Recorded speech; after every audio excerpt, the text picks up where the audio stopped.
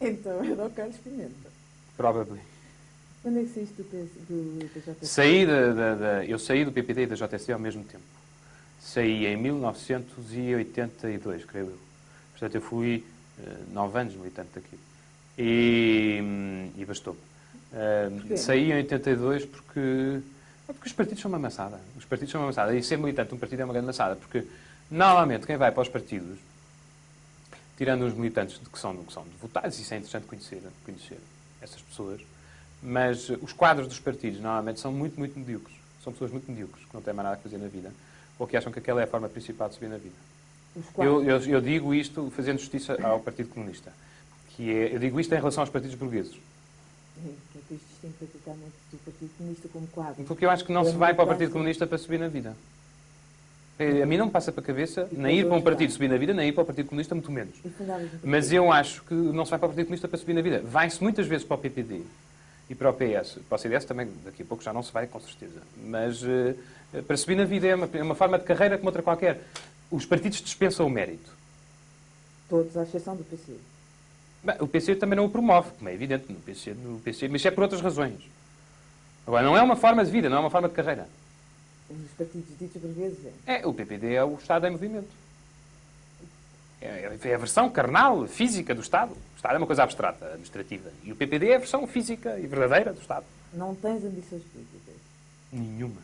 É uma coisa que eu decidi na minha cabeça. Se há coisas definitivas na minha vida, e na minha cabeça uma delas é essa. Eu gosto imenso de política, mas nunca farei política. Então, seduz-te como jogo? Como jogo, e como convicção. Como jogo e como convicção. Eu gosto do lado tático da política e gosto do lado essencial da política. E defendes uma política à direita? Sim, eu sou uma pessoa de direita. Sou uma pessoa de direita, é sabido. Não há reconhecido e notório. Sobre o assunto. Eu sou uma pessoa de direita, meio liberal, meio conservador. O que é que isso quer dizer, realmente? Quer dizer que há muitas coisas em que eu sou liberal, mas há outras coisas em que eu fui percebendo. Eu sou muito liberal na economia.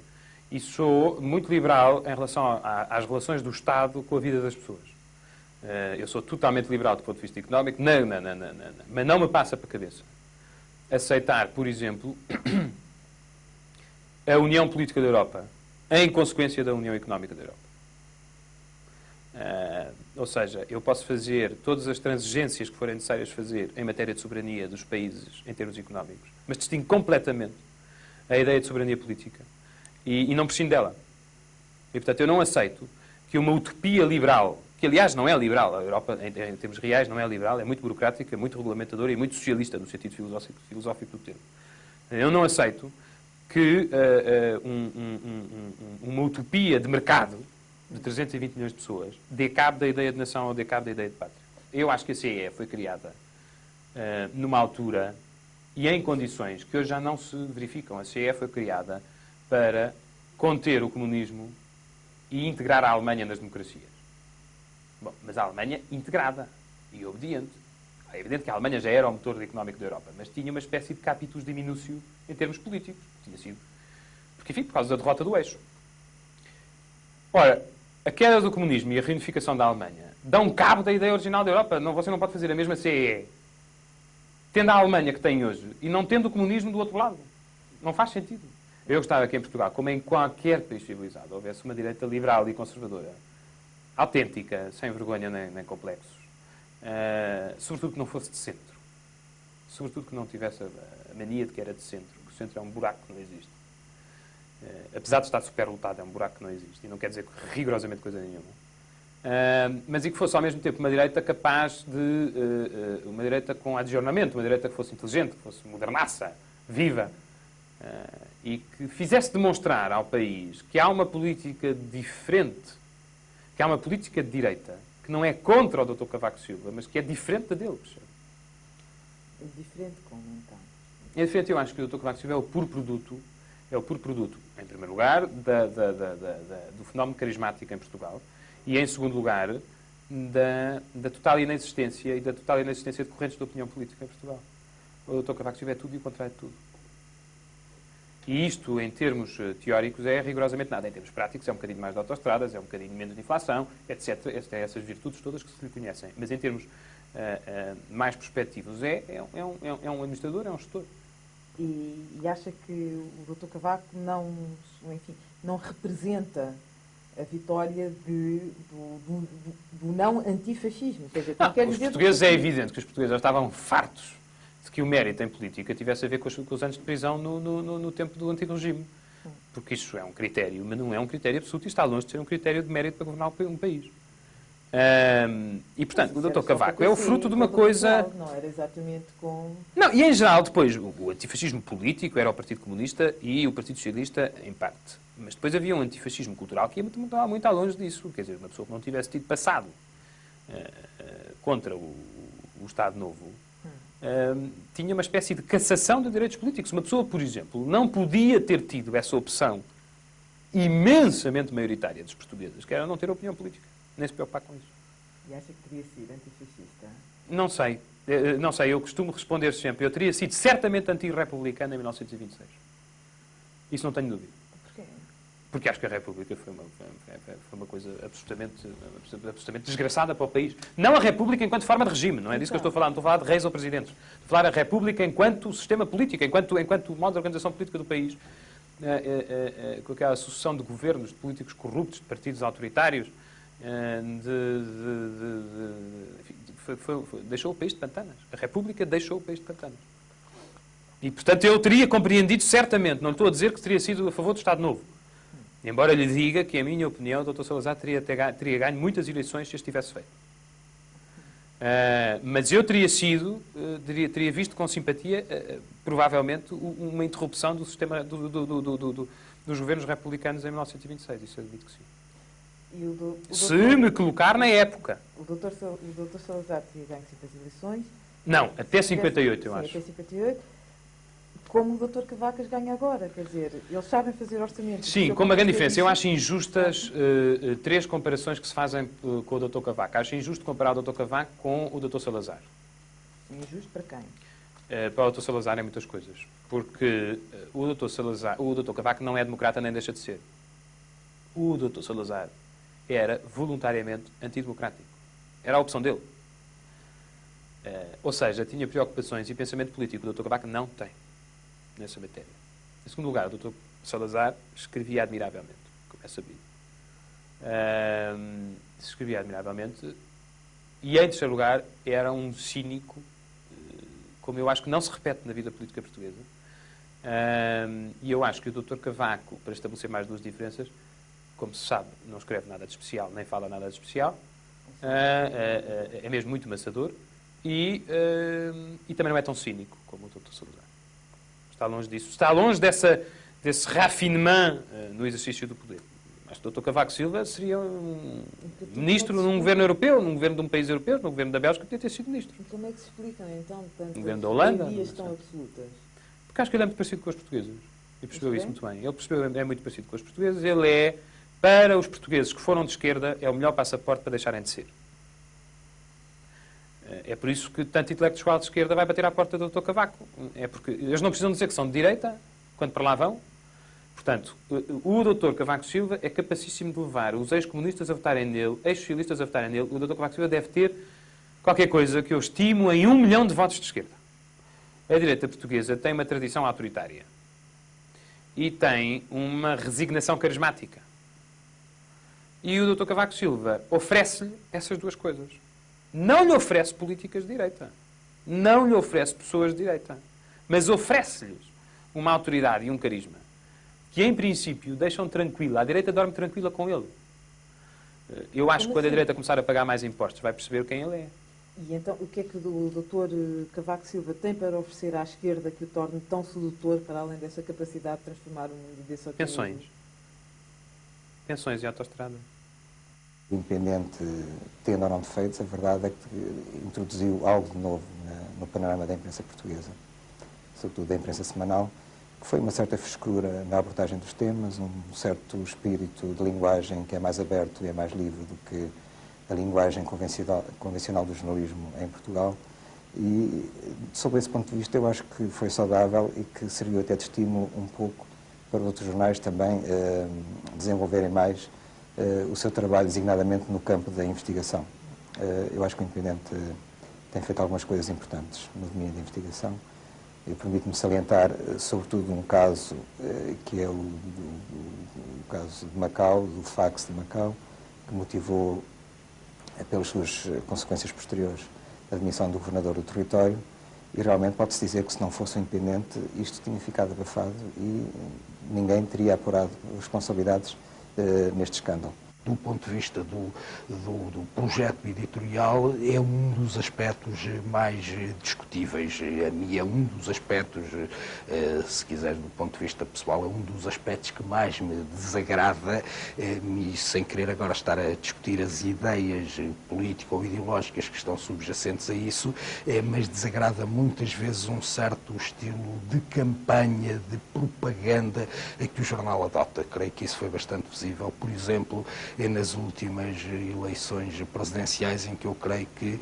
houve uma certa perda do distanciamento jornalístico face ao acontecimento político que eram as presidenciais. O Independente incomoda muita gente. E, ao que parece, as pessoas acham muito difícil falar com o Independente porque veem alteradas as declarações, ou pelo menos interpretadas de maneira diferente do que aquela em que tinham, descontextualizadas as suas declarações. Isso é real? Não, isso são duas perguntas diferentes. Em relação ao Independente incomodar muita gente, o Independente é lido por muito mais gente do que aquela que incomoda. E isso, para mim, é muito importante.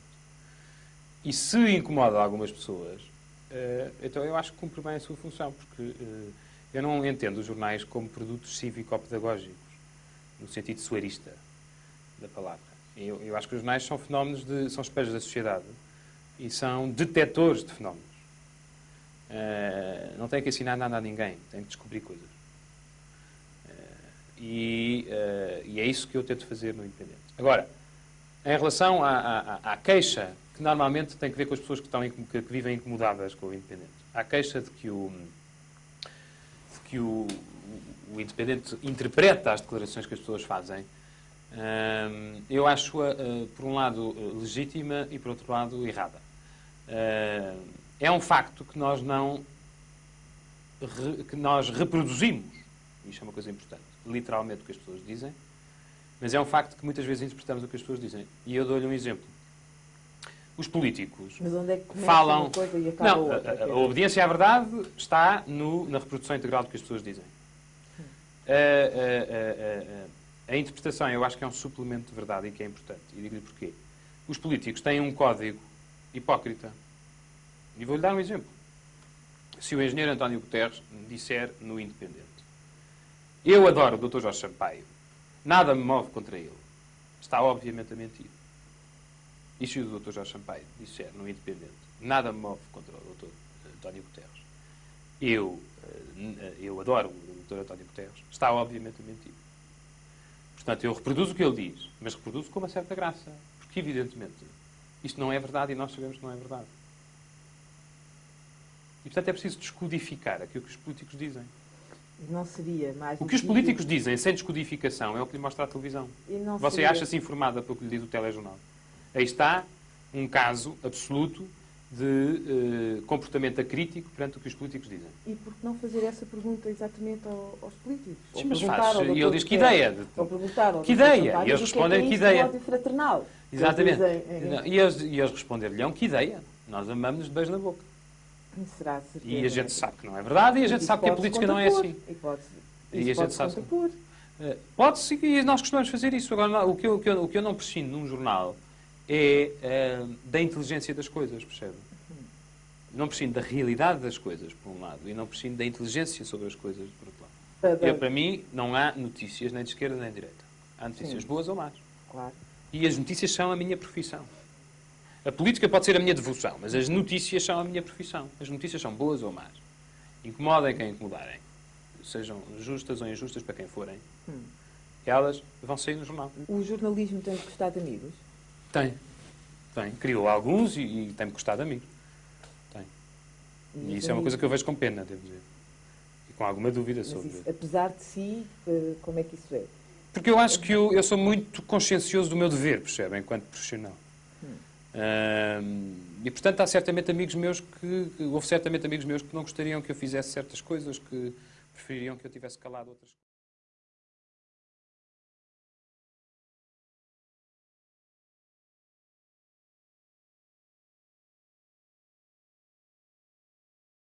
participado de subir na vida. Os quatro. Eu digo isto fazendo justiça ao Partido Comunista.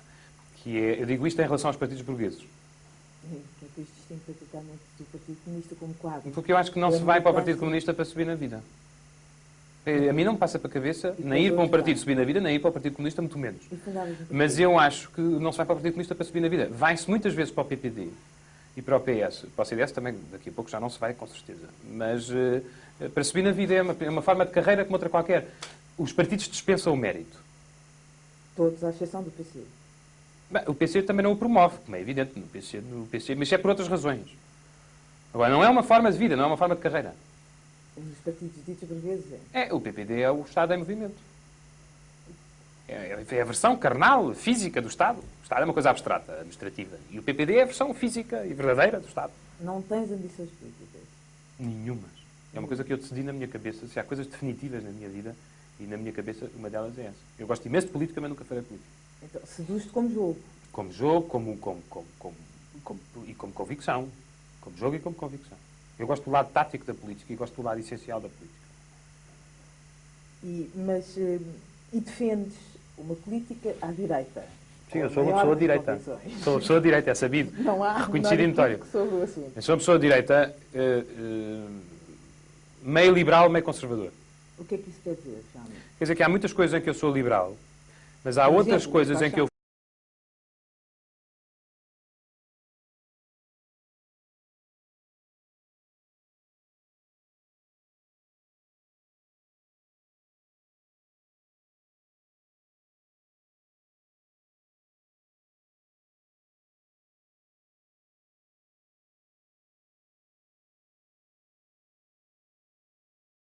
Então, era o Carlos Pimenta. Provavelmente. Quando é que saíste do JSC? Eu saí do PPD e da JSC ao mesmo tempo. Saí em 1982, creio eu. Portanto, eu fui 9 anos militante daquilo. E bastou-me.